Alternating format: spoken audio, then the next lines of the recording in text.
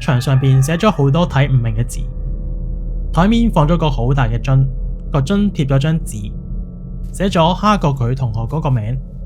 老師打開佢部電腦，電腦 wallpaper 係一張符咒嚟嘅，啲字好難睇，隱約見到五雷轟頂呢4隻字。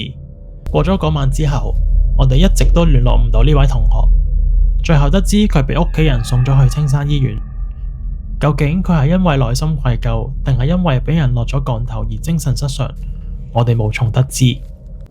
去到深夜，我準備熄燈瞓覺，上床嗰一刻，我突然間聽到走廊好似有人行過嚟，仲要一步一步由遠至近咁樣向住我呢間房嘅方向行緊。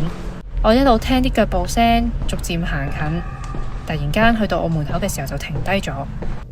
哇！仲突然間扭咗幾下門鎖添啊！我心諗好彩我又鎖咗門咋。跟住就係一陣嘅沉默，嘣嘣嘣！突然之間好大力有人拍門，仲有一把女聲喺度尖叫。